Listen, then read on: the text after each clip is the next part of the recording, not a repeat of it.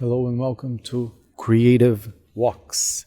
This is Pedro Bonatto, and today I wanted to talk about this very cool thing that I recommend everybody to try, which is going on a flotation tank. It's a sensory deprivation tank. So, what's that? It's not that complicated or weird as it sounds. It's actually something very cool that I started doing a couple of years ago, and I even have on my other podcast, on the Wanderings podcast, I believe it's episode 7, where I have an interview with two people that actually own and operate one of such places in Toronto. But here's the basic premise.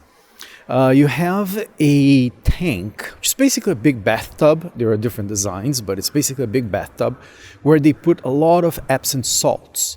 And when you put Epsom salt in water, what happens is that you start floating because the density of the water is such that with the quantity that they put, that your body does not sink. It's sort of like being on the Dead Sea, which is very cool. And the other thing that happens is that they keep the temperature basically at the same level, both of the water and of the air, at the same temperature of your body, 36 degrees or so. And also you can have complete darkness when you're inside. I know if you are claustrophobic, you may consider like, oh my God, I'll never do this. But usually these tanks, especially today, they have like this mantra music, very soothing. They have like lights inside that you can keep on.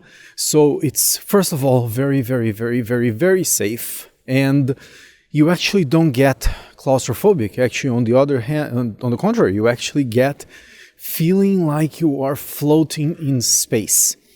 Even like your head doesn't sink into the water, and there is a whole, let's say, ritual that you go through when you go in. Like you take a shower before. Usually the place is very nice, very meditative, and I could not recommend that enough for you to give it a try. It is a very interesting, transformative experience. Some people actually have even like, because you're in a sensory deprivation tank, so the more sensitive and creative you are, some people actually have even like sometimes visual hallucinations and things like that. I never experienced it, but I know that some people have. To me, every time I did it, and I've done it, I went on a sensory deprivation tank 6 times over the past couple of years. Some people go every week, sometimes multiple times a week. But to me, I always find that whenever I'm thinking of something that I want to deal with, or whenever I need some quiet time, I actually go on the sensory deprivation tank. I try to find it. And I haven't been in one in actually over a year, I think, like around a year. I actually went around my birthday last year, which is in March. So now that I'm in Kyiv, I actually found a couple of places that have these flotation tanks. They're basically like, some people have them like in their private houses, but basically you have companies all over the world that offer services that you can sign up for. It's like you pay between, I guess, $20 and $50 per session. There's like packages of sessions and things like that. And then you go in for 1 hour or 2. I've never been in one for more than 1 hour. And the interesting thing, especially if you don't have a meditative practice or if your mind is racing all the time, is this strange thing that on the beginning you're so restless. You're so tired of like being there, and this sounds like boring. Or I mean, if you are afraid, you'll probably deal with the fear. But to me, in the beginning, it was like I wanted to be floating around, right? I wanted to experience my body in that situation where you are just floating in the water and bumping into the walls and doing all those things. But as soon as you settle, and the interesting thing for me, at least, was like every time was different. And every time I had this, not necessarily an epiphany, but I had some deep thoughts or deep feelings when I was inside.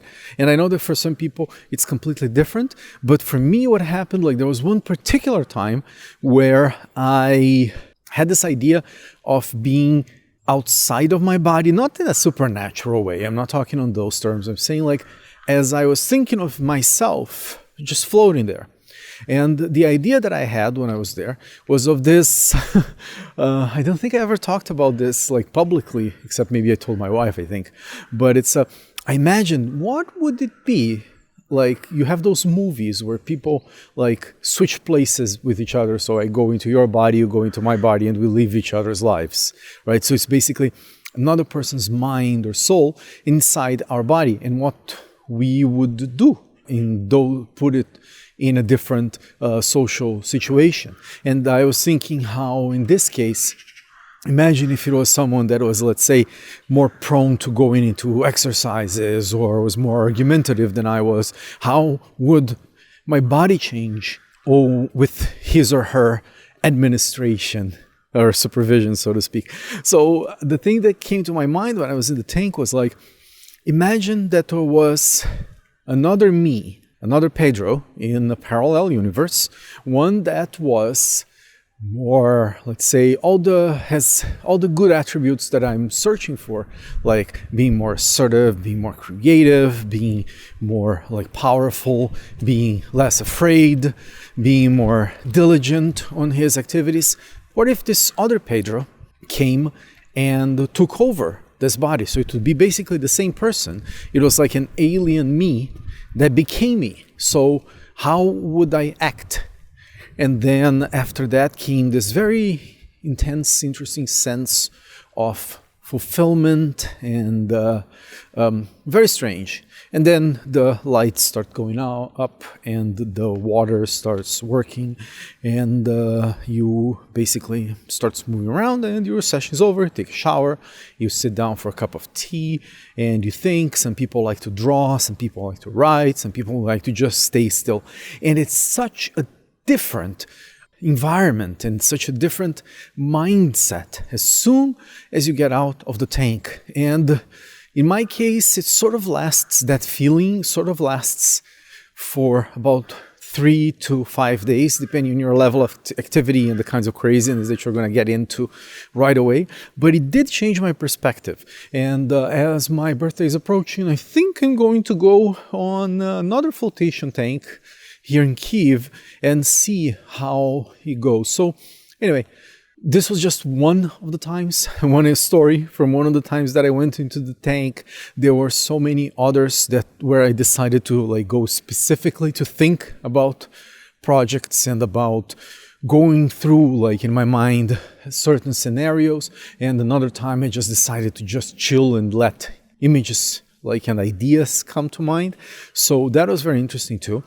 So if you are on a big center, on a big city, most big cities in the world today have flotation tanks. So if you just search for sensory deprivation tanks, or if you search for flotation devices and name of your city on Google, you will probably find one. And I would suggest that you give it a try. It is a very interesting, creative activity, and I cannot recommend it highly enough. It may be that it doesn't do the trick for you. It may be that it's too weird, or you get so tired or so bored. But in any case, it will be, even if you go just once, it will be an experience. And I would love to hear from you and tell me what your experiences were and what you took out of it. So with that, again, my name is Pedro Bonatto. You can find me on social media at Pedro Bonatto. And this has been Creative Walks, and I'll talk to you tomorrow.